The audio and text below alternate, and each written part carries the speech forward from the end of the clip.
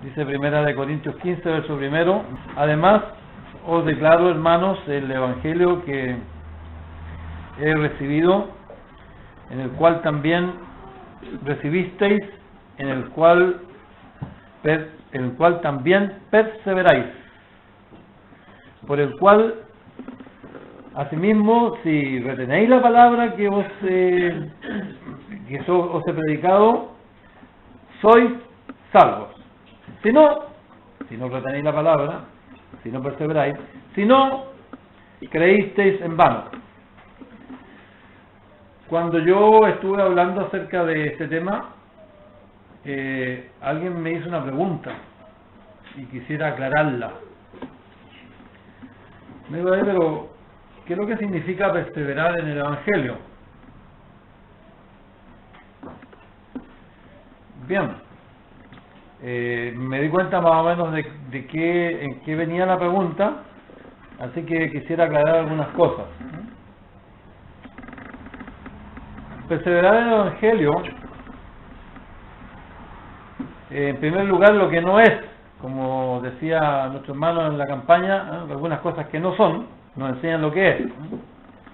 Perseverar en el evangelio no es perseverar en hacer cosas buenas para agradar a Dios, para que así podamos salvarnos o podamos asegurarnos en la salvación.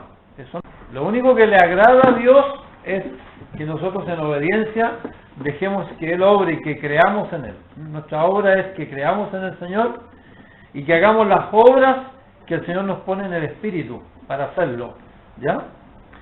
Entonces, perseverar en el evangelio es un sinónimo de perseverar en la gracia.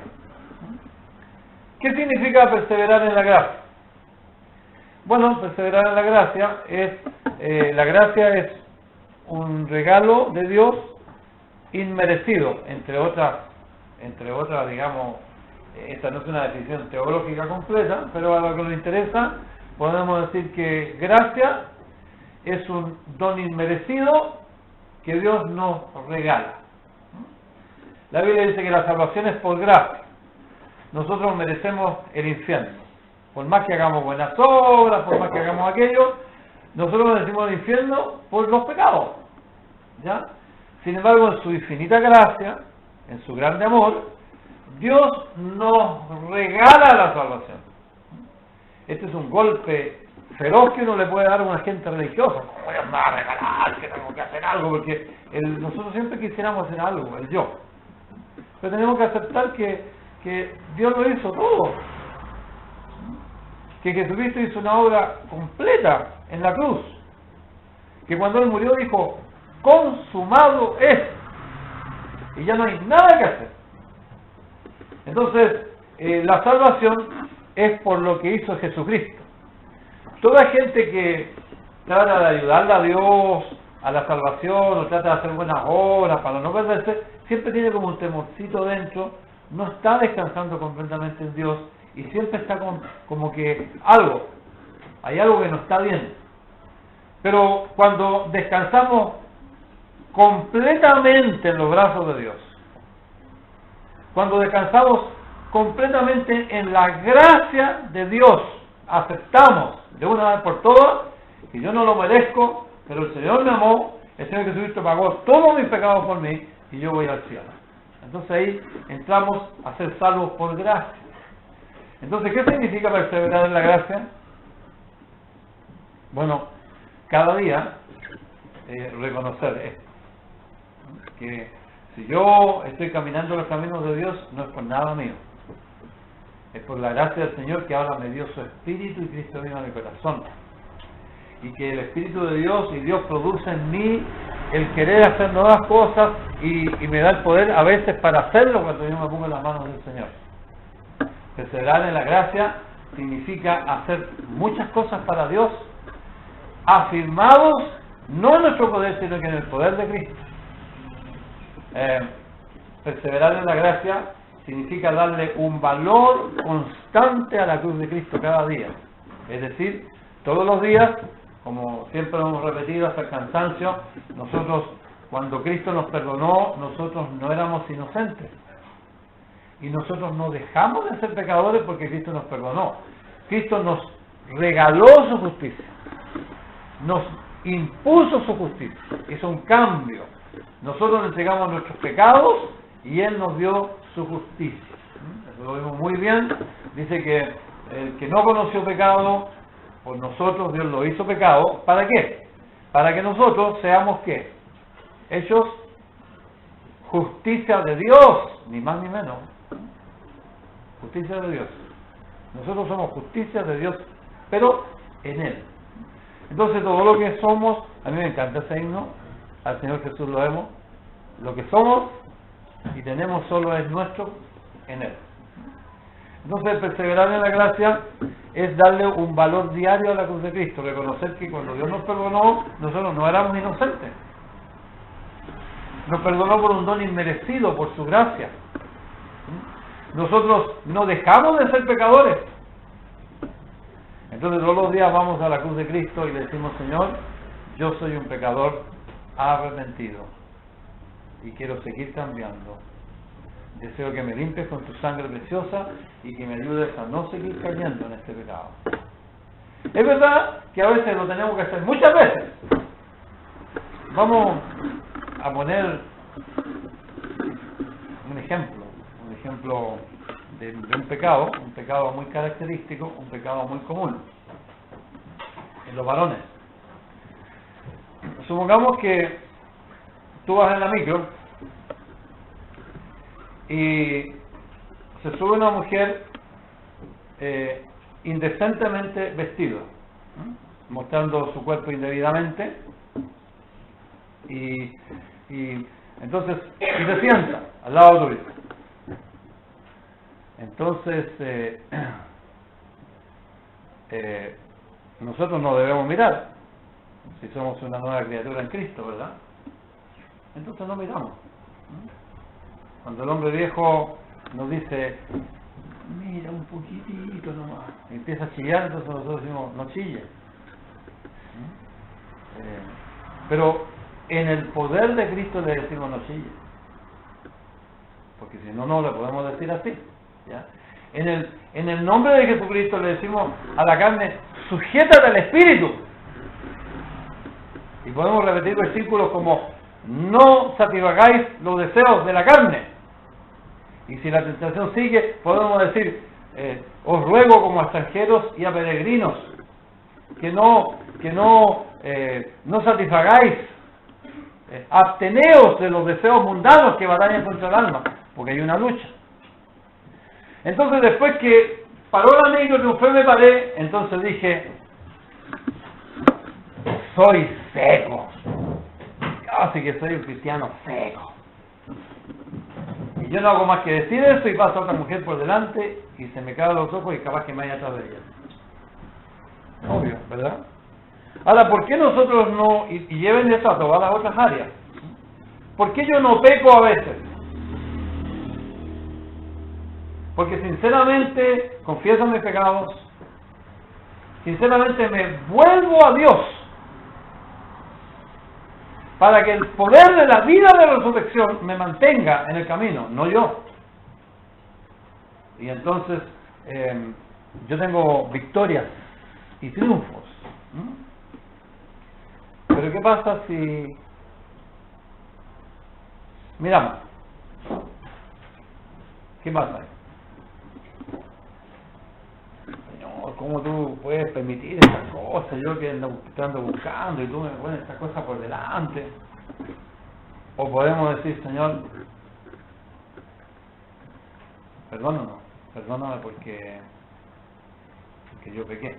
He dado el primer paso en algo que me puede llevar al adulterio, a perder mi familia, a perder mis hijos, a perder mi comunión con los santos, a dar un mal testimonio. Entonces yo quiero romper esta cadena, yo no quiero seguir adelante, yo no pongo excusas, que esto es natural, etcétera, etcétera, que todo el mundo lo hace. Señor, he pecado, he cometido un pecado. ¿Ya? Bueno, ¿y quién nos perdona? Nos perdona el Señor. ¿Y por qué nos perdona? Por su gracia infinita. O sea, ya sea que yo camine en obediencia al Señor es por su gracia. Y ya sea que yo tenga necesariamente que volver a la gracia del Señor, también es por su gracia. Y si yo confieso mis pecados todos los días, es por su gracia. Porque el Señor me hace sensible al Espíritu. Eso significa perseverar en el Evangelio. Le doy el poder a la cruz de Cristo cuando peco y pido inmediatamente perdón. Rompo la práctica del pecado, rompo la costumbre del pecado y entonces me vuelvo a Dios, porque la cruz de Cristo está para que volvamos a Dios. ¿Ya? Me afirmo cada día en lo que Jesucristo hizo con mi viejo hombre. ¿Qué es lo que Dios hizo con mi viejo hombre? Bueno, lo dice Romanos 6:6.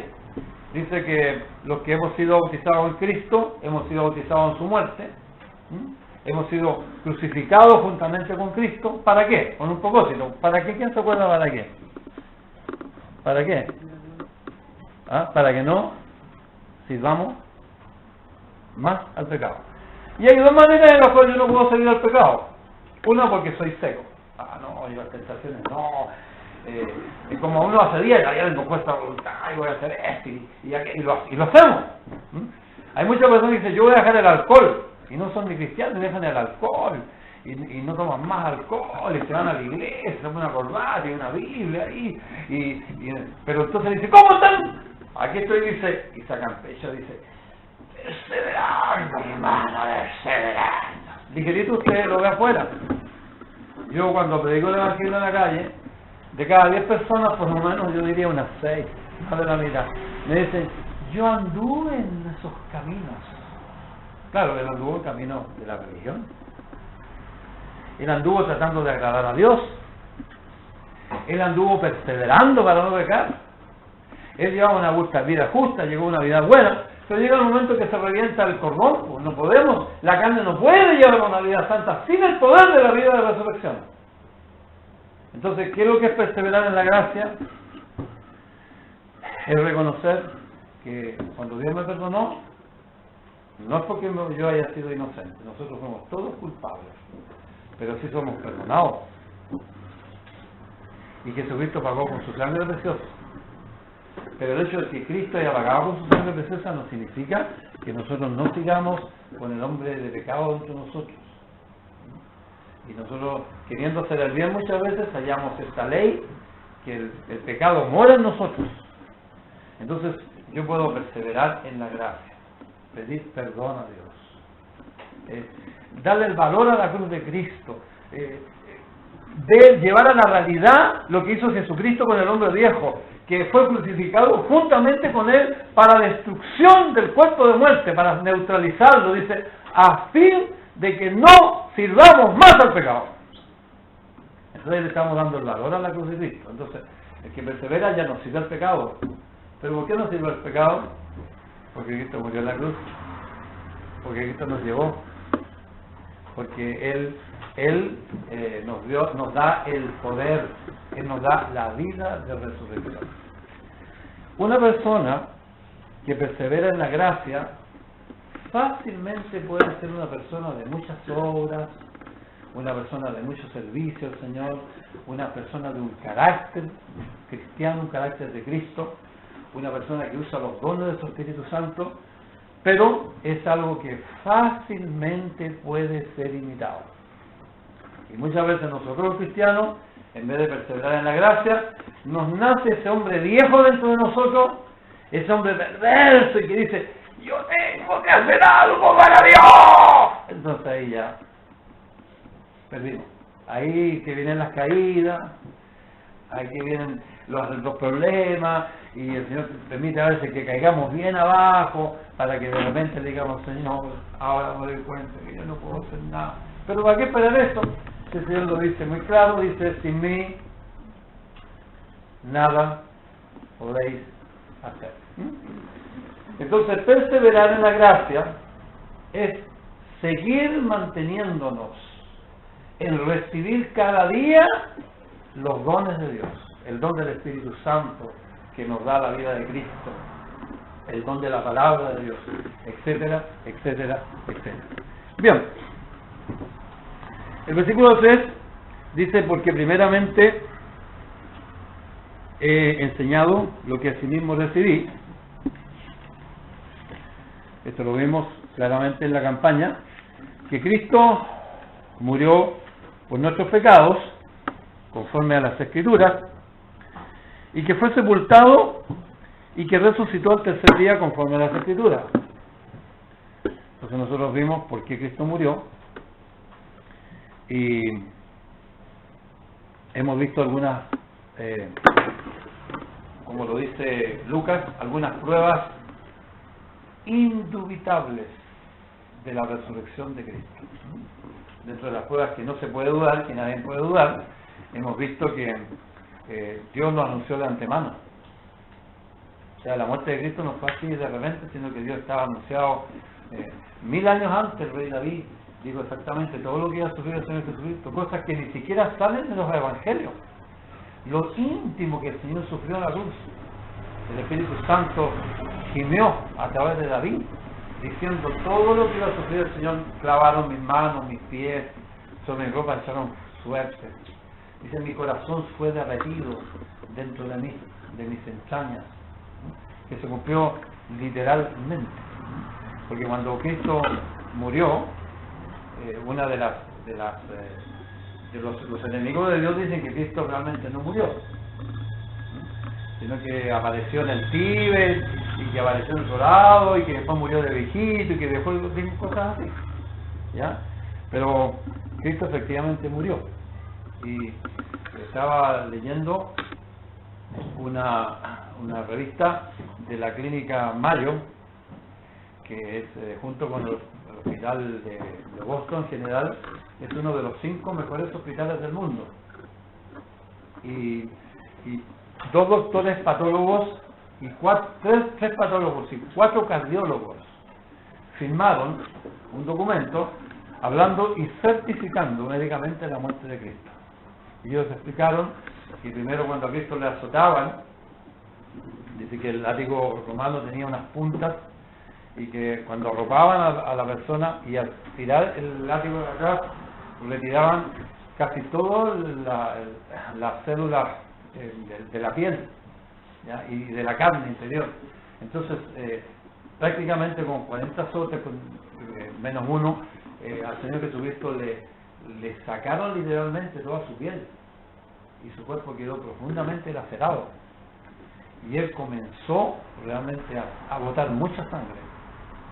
Botó mucha sangre, tanto que una persona normalmente se puede morir por eso nada más. Sin embargo, ellos dicen que después, cuando Jesucristo fue crucificado, él fue clavado, unos dolores terribles a los terminales nerviosos del cuerpo del Señor Jesucristo, y cuando Cristo fue clavado en la cruz, él quedaba en una posición de inspiración, porque botaba y quedaba ahí, y entonces él, su espalda desnuda, sin piel, se movía, y cuando lo echaron sobre la cruz, y se desgajaba interiormente, y él, para respirar, tenía que levantarse sobre sus pies para tomar aire, porque ahí no podía respirar, ahí con el cuerpo aplastado por abajo. Y el Señor Jesucristo, cuando dicen los doctores que cuando enterraron su lanza, seguramente por lo que pasó, le salió sangre y agua, que es un agua que está entre los huesos y el corazón, y entonces dice que eso es un diagnóstico de una muerte absoluta. Ahora, lo que se extraña a los médicos es que el Señor no había muerto antes, con todo el flagelo que recibió.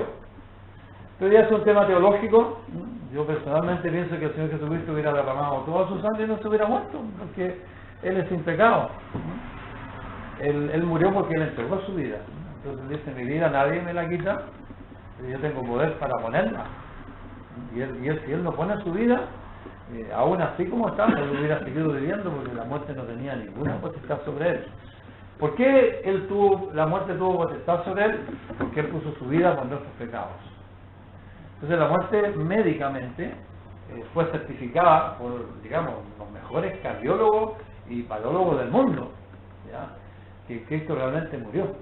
Otra de las cosas que hablan de la crucifixión del Señor, que dicen, no, que los discípulos vinieron y robaron su cuerpo. Esa es una colocación que sale en la Biblia.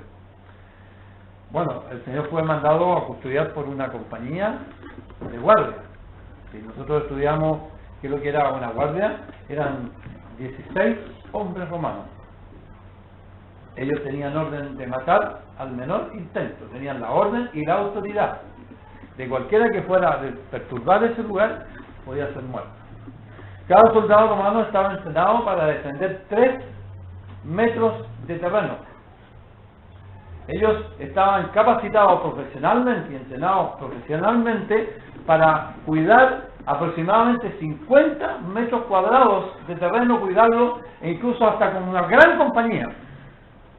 Porque ellos entre sus armas tenían un escudo de hierro, tenían una lanza de hierro en la otra mano, tenían una espada larga y tenían una espada corta pegada al cinto. ¿Ya? Y no solamente eso, sino que sus armaduras eran de cuero, con fierro, incrustado en la parte del frente, y tenían una cota de malla de metal debajo de su cuerpo. Así que yo no sé, con estas personas, ellos se plantan en un terreno y pueden detener un ejército, una turba de 500 personas, pero fácilmente. Hasta otro ejército lo pueden detener. De manera que lo que dicen que el cuerpo del Señor Jesucristo lo robaron es algo demasiado, pero demasiado improbable. No se podía hacer. Y sin contar la gran roca que había y sin contar que esa guardia solamente era un grupito que, por decir así, llamaba por teléfono al cuartel general para que vinieran los demás, porque podían mandar mensajes, podían buscar ahí en lo que llegaba toda la guardia pretoria de los romanos a defender el lugar. Es imposible que hayan robado el cuerpo del Señor. No hay ninguna posibilidad al respecto.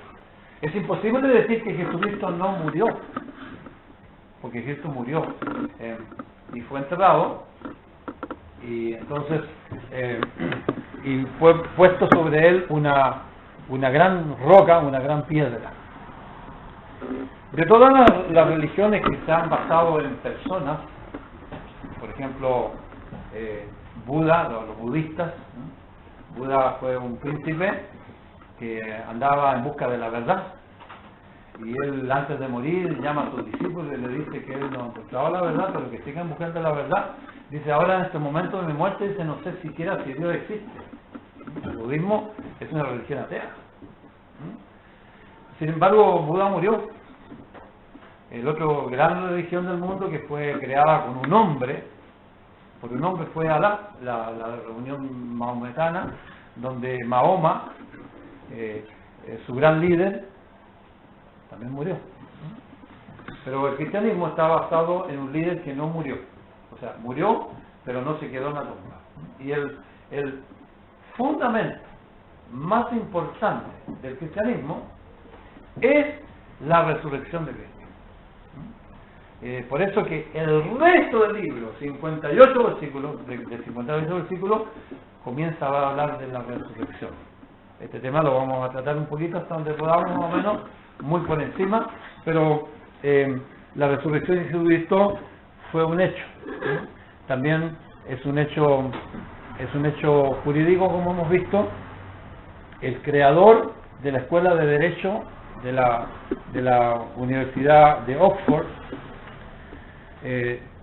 hizo un juicio contra Jesucristo, y con todos los testigos que había, el Señor Jesucristo resultó resucitado. También se publicó, y estos son documentos por los grandes juristas del mundo, y entonces se concluyó que no hay ninguna corte, de hecho no hay ninguna corte en el mundo que pueda probar que Cristo no resucitó, y especialmente por los testigos. Así que algo como un cordón de varios dobleces, la obra de la cruz, ¿ya? Que está profundamente enraizado en las Escrituras. Hoy en día anda el famoso tema que hoy en día lo más atacado es las Escrituras. Eso es lo más atacado. Eso ya el ataque frontal ya de los últimos tiempos. Satanás quiere destrozar las Escrituras, quiere que la gente no confíe en las Escrituras. Yo he conocido de cerca personas que dicen, andan con el famoso tema del canon. No sé si ustedes han escuchado el canon. ¿Y quién autorizó que esos libros? ¿Y por qué estos libros? ¿Y por qué no estos otros libros? Y no se dan cuenta que el canon es cristocéntrico. Por eso el Señor Jesucristo les dijo a sus discípulos, cuando lo vieron resucitado, le dijeron: ¿por qué ustedes dudan? ¿Acaso no han creído lo que hablaron de mí Moisés? Y ahí el Señor autorizó el Pentateuco, los 5 libros de Moisés. Y entonces dice: y los salmos, donde están todos los libros históricos, porque así se conocían todos los libros de ese tiempo, y los profetas. Entonces él tomó toda la escritura y la reconoció. Y dijo: ¿no veis que todas ellas hablaban de mí? Entonces cada libro inspirado de la Biblia habla de Jesucristo, desde Génesis a Malaquías.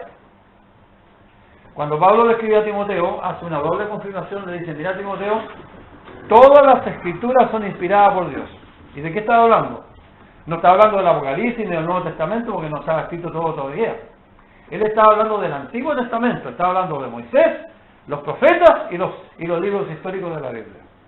Digo, estos libros son inspirados por Dios, soplados por el Espíritu Santo de Dios, donde Dios toma a hombres sin quitar su personalidad y sus características personales, pero le narra una palabra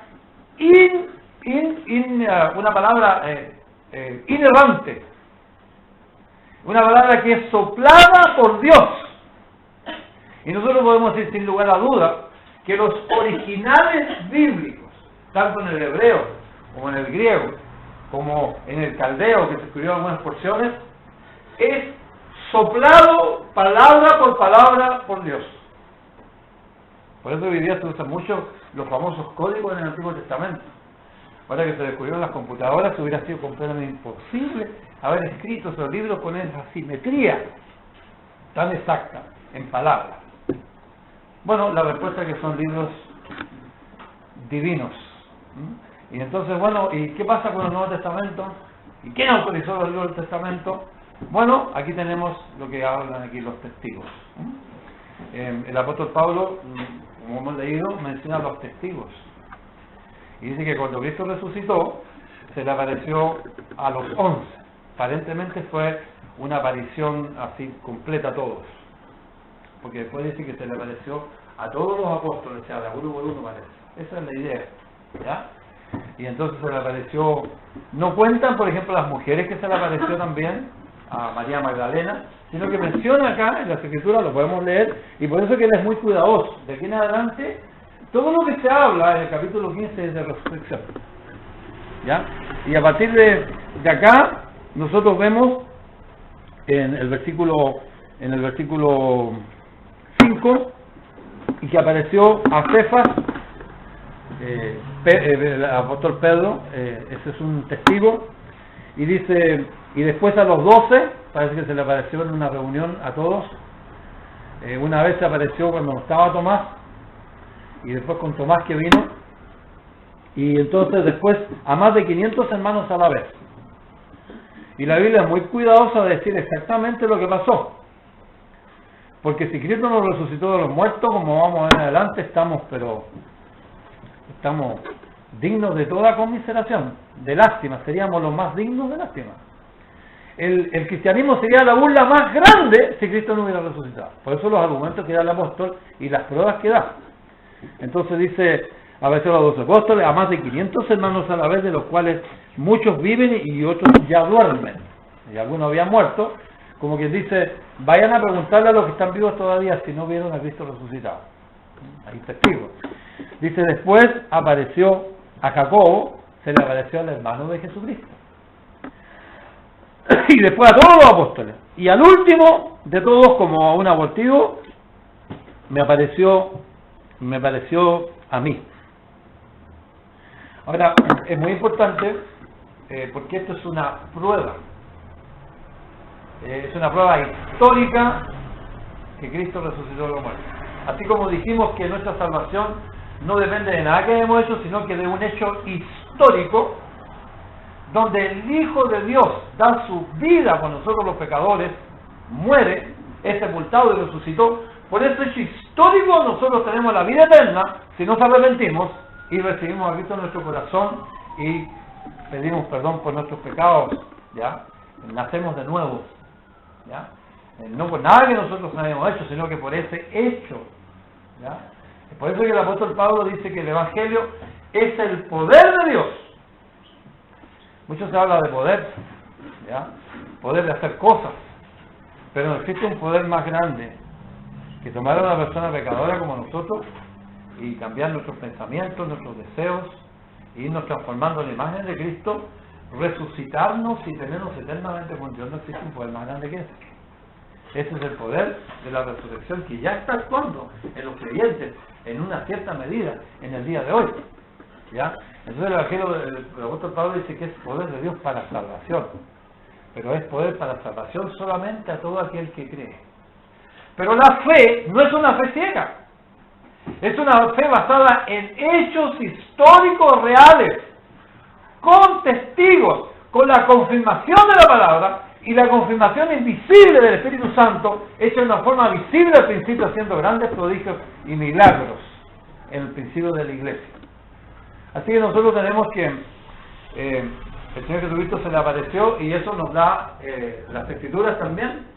Entonces, si ya tenemos el Antiguo Testamento en el canon de las Escrituras, entonces, ¿qué pasa con el Nuevo Testamento? Bueno, tenemos los testigos, tenemos Mateo,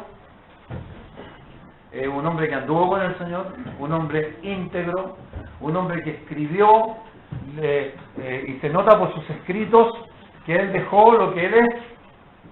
Y después tenemos a Juan, otro testigo. Tenemos a Lucas, que no se sabe si fue testigo o no, pero él fue un recopilador, él fue un médico y fue un periodista, por decirlo así, ¿ya?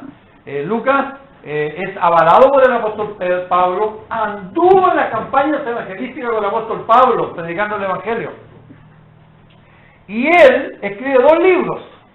Escribe el Evangelio según San Lucas, que es la narración ordenada de todas las cosas que acontecieron según los testigos y las él probablemente habló con la Virgen. Y dejó como un testimonio escrito, histórico, verdadero de la muerte de Jesucristo, que es innegable.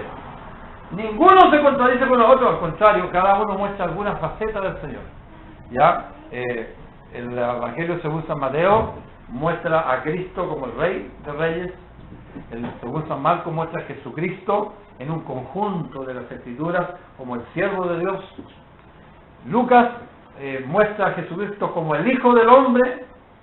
Y el Evangelio según San Juan nos da una visión de Jesucristo como el eterno Hijo de Dios, el Creador, el Verbo que se hizo carne. Una visión completa. Y yo digo, cuando esa gente dice, ¿y quién autorizó esos libros? Pero si son los testigos que escribieron el testimonio, los discípulos, Dios les dijo, y vosotros me seréis testigos hasta lo último de la tierra. Y parte del testimonio de ellos está escrito en las Escrituras, ¿ya? Y tenemos los evangelios como las 4 columnas de la puerta del tabernáculo. Y entonces tenemos también, digo todo esto porque Jesucristo resucitó y murió conforme a las Escrituras. Y las Escrituras están avalando esta obra de Dios. Y entonces nosotros tenemos que, Lucas escribió también los Hechos del Apóstol, así que por lo tanto pertenecen. Este es el segundo tratado de Lucas, donde habla acerca de la iglesia primitiva. Y entonces Pablo dice, a mí se me apareció, al último se me apareció. Pablo dice, yo soy testigo porque yo vi a Jesucristo resucitado. Y de qué coincidencia, los apóstoles también lo vieron, los investigadores lo descubrieron. ¿Se fijan cómo se ocupó prolijamente Dios? Porque a esta altura ya no existiría el cristianismo. Si Cristo no hubiera resucitado a los muertos, ya los enemigos lo hubieran destruido, el cristianismo estaría bajo tierra. Pero nadie puede probar esta verdad tan grande que Cristo resucitó de los muertos. Entonces ya tenemos 13 libros más de la Biblia. El canon, ¿verdad? Tenemos Romanos, 1 Corintios, 2 Corintios, Gálatas, Efesios, Filipenses, Colosenses, 1 y 2 Tesalonicenses, 1 y 2 Timoteo, Tito, Filemón. Tenemos 3 libros más. ¿Quién sigue en la lista de los libros del canon de Dios? Santiago. ¡Qué joya! Un hermano de Jesucristo. Y la Biblia dice expresamente que Jesucristo se le apareció a Jacob. Y él también da un testimonio escrito acerca de Jesucristo. Y entonces está el libro de Hebreo siempre fue aceptado, normalmente hasta el último siglo, porque lo había escrito Pablo, ¿no? Por si acaso, incluso en la versión un poquito más antigua dice carta de Pablo a los hebreos. Pero, hermanos, el libro de Hebreo, un libro sublime, comienza Dios habiendo hablado, y habla de las grandes revelaciones sublimes de Dios. Ni una de ellas se contradice con las Escrituras. Y entonces, ¿quién más tenemos en el canon bíblico? ¿Quiénes nos faltan? Bueno, nos faltaría Pedro. ¿Tendrá derecho el apóstol Pedro a estar en el canon bíblico? ¿Sería que lo pusieron hacia el lote por ahí? ¿Ah? ¿Lo pusieron hacia el lote? ¡Él es un testigo! Entró en la tumba, vio los lienzos puestos a un lado. Y él da su versión como un hombre íntegro, un hombre de Dios. Bueno, ¿y qué más quiere la Biblia? Judas, otro hermano de Jesucristo.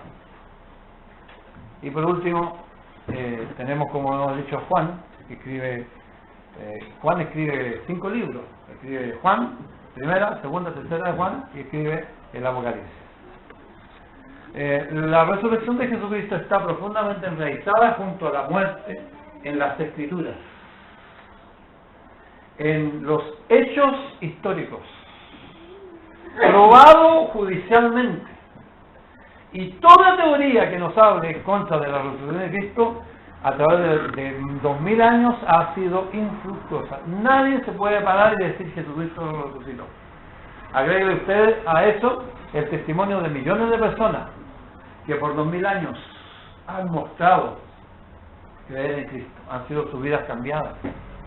Agréguele a ese testimonio esas personas que dieron su vida por esa charlatanería, como dicen los enemigos de Dios, de decir que Cristo resucitó. Todos los apóstoles, a excepción parece que de Juan, no estoy seguro, pero todos los apóstoles murieron porque nunca negaron, ellos murieron diciendo que Cristo resucitó a los muertos. Y si yo realmente no fuera verdad, yo hubiera regado mi vida por decir eso. ¿Cuántas personas están muriendo en el día de hoy en Irán, en la India, testificando que Jesucristo es el Hijo de Dios, el que murió por los pecados y resucitó de los muertos? Bueno, son muchos. Es un testimonio indubitable que no se puede dudar. Con esto en mente vamos a entender un poquito lo que el apóstol Pablo, el argumento que sigue dando ahora del versículo 11 en adelante. Dice él, dice, porque alguien me lea por favor del versículo 11 hasta el 20. Versículo 11 de 1 Corintios 20, para que vamos a entender los argumentos que está dando Pablo aquí acerca del tema de la resurrección. Porque, o sea yo, o sean ellos, así predicamos, y así habéis creído. Porque si se predica de Cristo, que resucitó de los muertos, ¿cómo dicen algunos entre vosotros que no hay resurrección de muertos? Porque si no hay resurrección de muertos, tampoco Cristo resucitó. Y si Cristo no resucitó, vana es entonces nuestra predicación. Vana es también vuestra fe. Y somos hallados falsos testigos de Dios, porque hemos testificado de Dios que Él resucitó a Cristo, al cual no resucitó si en verdad los muertos no resucitan. Porque si los muertos no resucitan, tampoco Cristo resucitó. Y si Cristo no resucitó, vuestra fe es vana. Aún estáis en vuestros pecados. Entonces, también los que durmieron en Cristo perecieron. Si en esta vida solamente esperamos en Cristo, somos los más dignos de conmiseración de todos los hombres. Mas ahora, Cristo ha resucitado de los muertos, primicias de los que durmieron es hecho. El apóstol comienza a argumentar, porque habían algunos que decían en el tiempo del Señor que no había resurrección de muertos. Eso viene mucho de Platón, de los griegos, que decían que este cuerpo es malo y que tiene que ser destruido y que la muerte nos libera, etcétera. ¿Ya? Entre los discípulos, en el tiempo del Señor había gente que no creían en la resurrección, que eran los saduceos, los saduceos no creían en la resurrección de Jesucristo. Y entre los cristianos había algunos que ya estaban empezando con ese tema. Yo se lo acepto a un inconverso. Por ejemplo, muchas veces yo le digo a un inconverso, le estoy predicando el Evangelio, le hablo de la resurrección y digo, ¿y quién sabe también si nadie ha muerto? Si nos morimos y nos acabamos nomás, dicen, ¿verdad? No sé si la historia familiar, ¿ya? Pero ellos lo dicen porque son incrédulos. Ellos no han examinado la palabra de Dios, no han examinado las pruebas. Lo dicen en ignorancia. No pueden tener fe porque la fe viene por el oír la palabra de Dios, ¿ya? Pero aún así, en la iglesia había personas también que decían, bueno, por último ya nosotros vamos con Dios, pero el cuerpo no resucita. Entonces el apóstol Pablo dice, bueno, vamos por partes. Si los muertos no resucitan, entonces Cristo no resucitó. Y si Cristo no resucitó, ustedes están en sus pecados. Por eso es que predicar el Evangelio sin la resurrección es un Evangelio incompleto. Porque en la resurrección va la justificación. Porque Cristo murió por nuestros pecados, y que más dice la Biblia, y fue resucitado ¿para qué? Para nuestra justificación. Esto que voy a decir lo digo con temor. Lo digo con mucho cuidado y con mucha reverencia, ¿ya? No me malinterpreten, ¿ya? Pero la cruz no es el fin. La cruz no es el fin. La cruz es un paso para realizar la más grande obra de Dios, que es una nueva creación en Cristo Jesús. Por eso que Jesucristo no se quedó muerto en la cruz, sino que dice que resucitó de los muertos y es la primicia de los que durmieron. O sea, es el primer fruto de la resurrección. Él es el primero que resucitó para no morir nunca más. Y nosotros, cuando resucitemos, o cuando seamos transformados, el Señor viene antes, nunca más vamos a morir. Yo no se los doy firmado esto, no porque no esté seguro, porque la Biblia lo sella. Jesucristo dijo, yo soy la resurrección y la vida. El que cree en mí, aunque esté muerto, vivirá. Y el que muere, no morirá eternamente. ¿Ya? Si Cristo no hubiera resucitado, estaríamos aún en nuestros pecados, no seríamos justificados. Y lo digo nuevamente con reverencia, la obra de Dios hubiera estado incompleta. Y la predicación del Evangelio no es solamente Cristo crucificado, muerto y sepultado con nuestros pecados, sino que también es Cristo resucitado. Y la mayor parte del Evangelio y la explicación y la esperanza están en la resurrección. Por eso que el resto